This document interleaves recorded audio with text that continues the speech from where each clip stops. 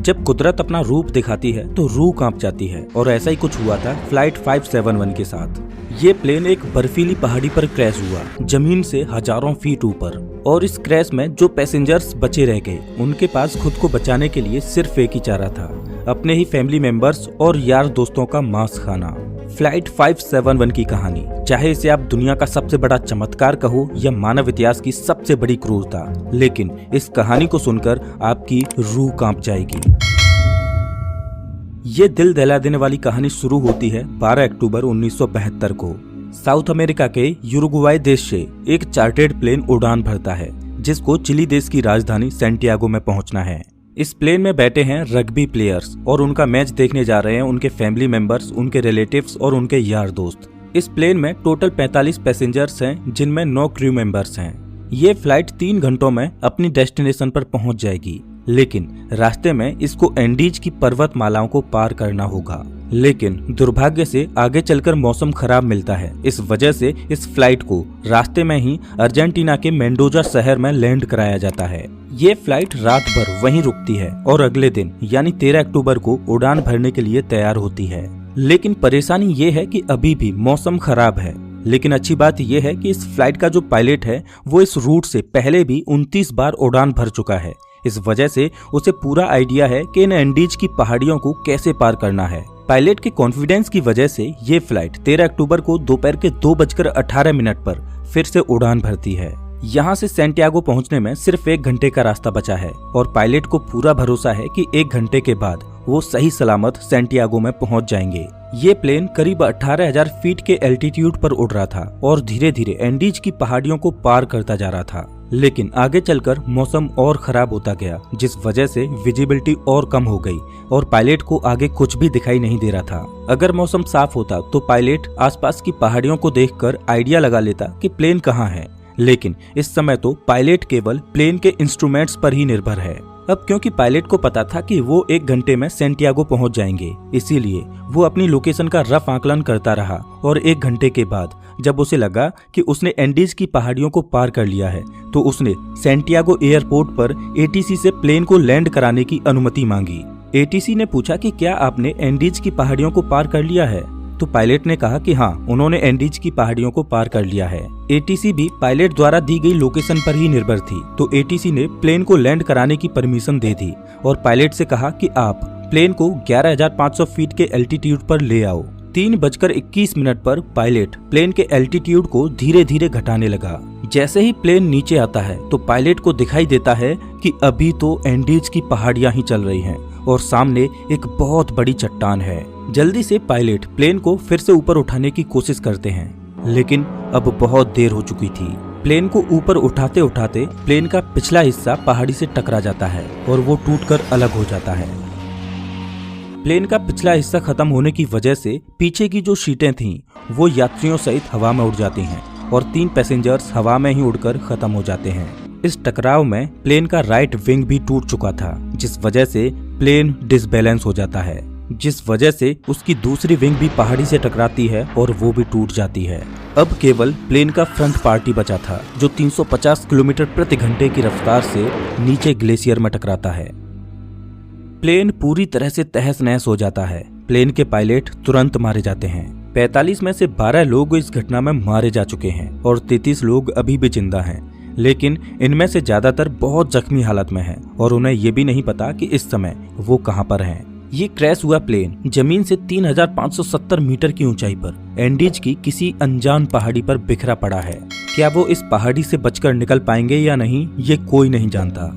अभी तक जो हुआ वो तो महज एक छोटा सा ट्रेलर था। इस फ्लाइट की असली कहानी तो अब शुरू होगी। आप कल्पना भी नहीं कर सकते कि आगे चलकर इनके साथ क्या होने वाला है। ये वीरान एंडीज की पहाड़ियां अब इन पर कहर बनकर बरसने वाली हैं। इनकी आगे की स्टोरी जानकर आपकी रूह तक कांप जाएगी। घायल हुए पैसेंजर्स में से एक पैसेंजर था नांदो पराडो, जिसके सिर में चोट आई थी, जिस वजह से वो कोमा में चला गया।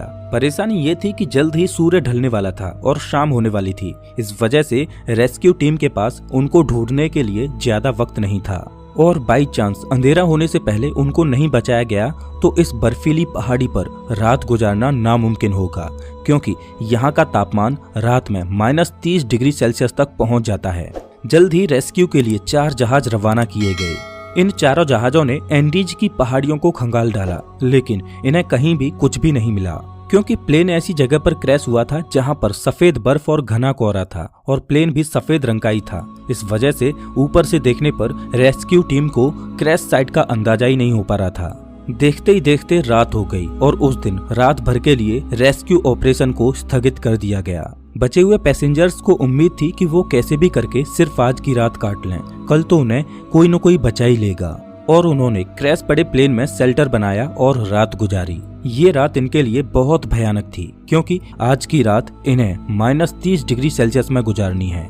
लेकिन इनके पास एक उम्मीद है कि कल इन्हें कोई न कोई ढूंढ लेगा और बचा लेगा। इस उम्मीद में ये इस रात को कैसे भी करके काट लेते हैं। लेकिन 5 लोग इस रात को नहीं झेल पाते और अब जिंदा बचे हुए लोगों की संख्या 33 से घटकर 28 रह जाती है। अगले दिन की सुबह 14 अक्टूबर को सर्च ऑपरेशन फिर से चालू किया जाता है और 11 जहाज इन्हें ढूंढने के लिए उड़ान भरते हैं। लेकिन परेशानी वही थी कि क्रैश हुआ प्लेन सफेद रंग की वजह से बर्फीली पहाड़ियों में नजर ही नहीं आ रहा था। बचाव दल के जहाज सर्वाइवर्स के ऊपर से उड़कर जा रहे थे, लेकिन उन्हें वो नीचे नजर ही नहीं आ रहे थे। इस वजह से सर्वाइवर्स ने बचाव दल को सिग्नल देने के लिए प्लेन के ऊपर लिपस्टिक से SOS लिखने की कोशिश की, लेकिन उन्हें रियलाइज हुआ कि इतना बड़ा SOS लिखने के लिए लिपस्टिक काफी नहीं थी। इस वजह से उन्होंने अपने सूटकेसेज से बर्फ पर एक बड़ा सा क्रॉस बना दिया ताकि वो आसमान से बचाव दल को साफ साफ दिखाई दे सके। उस दिन इनके ऊपर से 3 हवाई जहाज निकल कर गए, लेकिन अफसोस कि किसी ने भी इनको नोटिस नहीं किया और ये दिन भी गुजर जाता है। अगला दिन यानी 15 अक्टूबर, उस दिन भी कुछ ऐसा ही हाल रहता है, लेकिन बचाव दल इन्हें ढूंढने में असमर्थ रहता है। अब इन सर्वाइवर्स को समझ आ चुका था कि ये बहुत बुरे फंस चुके हैं। मदद कब तक आएगी ये कहा नहीं जा सकता। इस वजह से वो प्लेन में मौजूद चीजों से सर्वाइवल की तकनीक बनाने लगे। धूप में बर्फ को पिघलाकर वो बूंद बूंद करके पानी की व्यवस्था तो कर ले रहे थे, लेकिन खाने के लिए उनके पास ज्यादा कोई ऑप्शन नहीं थे। क्रैश के 3 दिन बाद यानी 16 अक्टूबर को नांदो पराडो कोमा से जाग उठता है और जैसे ही उसे होश आता है तो उसे पता चलता है कि इस क्रैश में उसकी मां खत्म हो चुकी है और उसकी 19 साल की बहन गंभीर रूप से घायल है। दिन प्रतिदिन गुजरता जा रहा है, मदद मिल नहीं पा रही। प्लेन में जो खाना था वो भी खत्म हो चुका है। सूरज की रोशनी बर्फ से रिफ्लेक्ट होकर इनकी आंखों को डैमेज कर रही है। भूख, प्यास और असहनीय ठंडी को सहते सहते अब इन्हें इस पहाड़ी पर 8 दिन गुजर चुके थे। रेस्क्यू प्लेन आते और इनके ऊपर से निकल जाते। क्रैश के 8 दिन बाद नांदो पराडो की बहन भी जीवन की लड़ाई को हार जाती है और अपना दम तोड़ देती है। और उधर 8 दिनों के बाद सर्च अभियान को रोक दिया जाता है, क्योंकि अक्टूबर के महीने में वहां पर बहुत ज्यादा बर्फ पड़ती है। इस वजह से सर्च अभियान को 2 महीनों के लिए स्थगित कर दिया जाता है। ऑफिशियल्स को ये लगा कि इन 8 दिनों में सारे यात्री मारे जा चुके होंगे। इस वजह से उनकी मुर्दा बॉडीज को 2 महीने के बाद खोजकर उनके घर वालों को भिजवा दिया जाएगा। इधर सर्वाइवर्स को प्लेन के मलबे में एक रेडियो मिला। जब सर्वाइवर्स ने रेडियो को ऑन किया तो उसमें उन्हीं की न्यूज ब्रॉडकास्ट हो रही थी कि फ्लाइट 571 के सर्च ऑपरेशन को अब बंद कर दिया गया है। इस न्यूज ने सर्वाइवर्स के होश उड़ा दिए। अभी तक तो उनको अपने खोजे जाने की एक उम्मीद थी, लेकिन वो अब रेडियो पर अपने ही मरने की खबर सुन रहे थे। अपने खोजे जाने की एक उम्मीद की किरण थी, वो भी टूट चुकी है। अब उनको पता है कि यहाँ पर मौत निश्चित है। अब या तो परिस्थितियों को अपने ऊपर हावी होने दो या उनका डटकर सामना करो। उन्होंने प्लेन की सीटों को फाड़कर उसकी रुई को अपने कपड़ों में भरकर ठंड से बचने की कोशिश की। सीट कवर्स को पैरों में लपेटकर बर्फ में चलने के लिए जूते बनाए। सबसे बड़ी दिक्कत खाने की थी। अब जिंदा रहने के लिए इनके पास सिर्फ एक ही ऑप्शन था, वो करना जो इतिहास में कभी भी किसी ने नहीं किया, जिसके बारे में सोचकर ही रूह कांप जाए। इन्होंने बर्फ में पड़ी अपने फैमिली मेंबर्स, रिलेटिव्स और जिनके साथ वो कभी खेले कूदे उन यार दोस्तों की मुर्दा बॉडीज को खाने का फैसला किया। हालांकि ये फैसला लेना उनके लिए बिल्कुल भी आसान नहीं था। एक एक करके दिन गुजरता जा रहा था। इनके पास खुद को बचाने के लिए कोई भी प्लान नहीं था। वो रात को ठंड से बचने के लिए टूटे पड़े प्लेन के अंदर ही सोते। लेकिन क्रैश के 16 दिन बाद यानी 29 अक्टूबर को कुदरत ने इनको एक और झटका दिया। वो रात में सो रहे थे और अचानक उन्हें पता चलता है कि पहाड़ से बर्फ का एक मोटा हिस्सा टूटकर नीचे गिर रहा है। ये एवलांच इतनी जोर से आया कि भारी मात्रा में मौजूद बर्फ ने उनके टूटे प्लेन को अपनी चपेट में ले लिया। उनका प्लेन बर्फ के नीचे दब चुका था और प्लेन के अंदर भी बर्फ घुस चुकी थी, जिस वजह से उनके लिए ऑक्सीजन की कमी हो गई और दम घुटने की वजह से 8 और लोग अपनी दम तोड़ देते हैं और अब केवल 19 लोग ही जिंदा बचे हैं, लेकिन वो भी बर्फ के नीचे दबे हैं। इस बर्फ से बाहर निकलने में इन लोगों को 3 दिनों का समय लग जाता है। अब इन्हें रियलाइज हो जाता है कि यहाँ रहेंगे तो एक एक करके सब लोग मारे जाएंगे। इससे अच्छा है कि इस पहाड़ी से बाहर निकलकर मदद ढूंढने की कोशिश की जाए। उन लोगों में ज्यादातर सभी जख्मी हालत में थे, इस वजह से वो इस पहाड़ी को पार करने में सक्षम नहीं थे। लेकिन 3 लोग ऐसे थे जो कम चोटिल थे, इस वजह से उन तीनों ने इस पहाड़ी से बाहर निकलकर मदद लाने का फैसला किया। उन्होंने रास्ते के लिए मांस के टुकड़े अपने साथ लिए और उनको ठंड से बचने के लिए सबसे मोटे कपड़े दिए गए।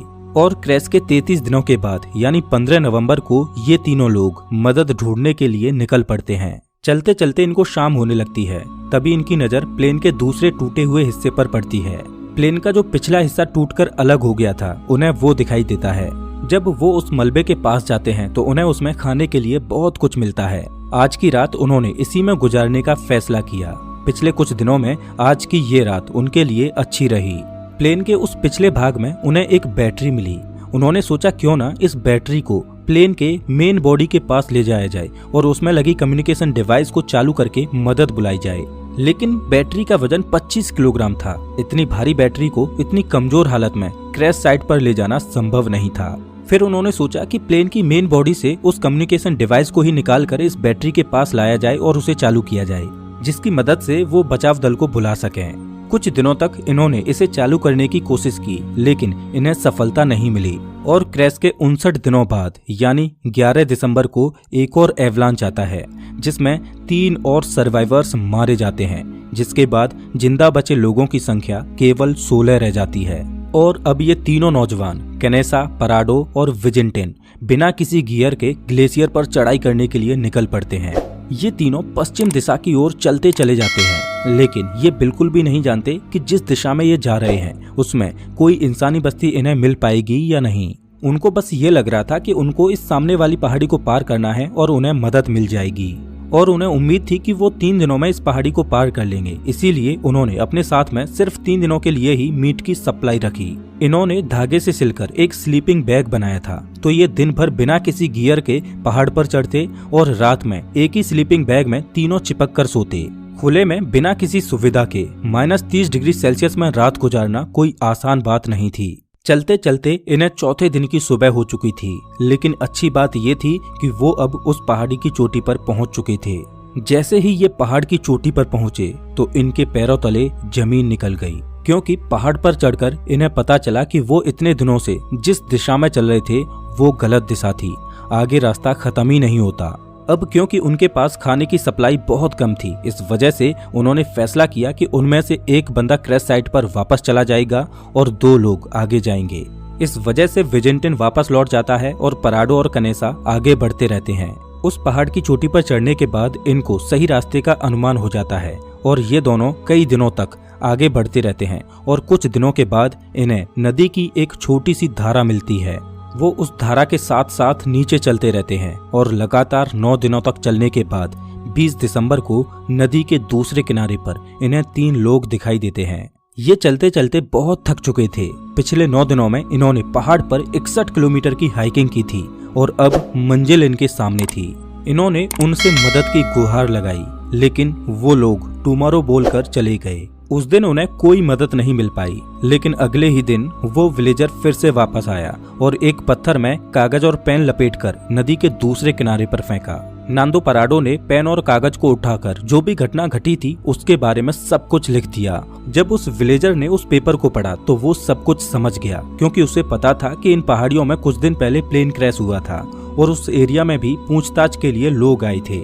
लेकिन वो हैरान था कि ये लोग अभी तक जिंदा कैसे बचे हैं। वो विलेजर जल्द से जल्द शहर गया और आर्मी कमांड के साथ इस इन्फॉर्मेशन को साझा किया और जल्द ही चिली की एयरफोर्स इन्हें रेस्क्यू करने के लिए पहुंचती है। आर्मी ऑफिसर्स पराडो और कनेसा को हेलीकॉप्टर में बिठाकर क्रैश साइट पर पहुंचते हैं और 22 दिसंबर 1972 को क्रैश के 70 दिनों के बाद बचे हुए सर्वाइवर्स को रेस्क्यू किया जाता है। इन लोगों की हालत बहुत ज्यादा खराब थी। इस क्रैश के बाद टोटल 16 लोग ही सर्वाइव कर पाते हैं इनकी ये कहानी सच में दिल दहला देने वाली कहानी थी, लेकिन इससे भी खतरनाक सर्वाइवल की कहानी है एक ऐसे व्यक्ति की जो 438 दिनों तक गहरे समुद्र में फंसा रहा। बीच पैसिफिक ओशियन में एक छोटी सी नाव उसका घर थी, खुला आसमान जिसके नीचे उसे दोपहर की तेज धूप और रात की ठंडी को सहना था। एक अकेला व्यक्ति वीरान समुद्र में 438 दिन यानी 14.5 महीनों तक अकेला मदद की आस लगाए भटकता रहा। इस व्यक्ति की सर्वाइवल की कहानी आपको सच में हैरान कर देगी।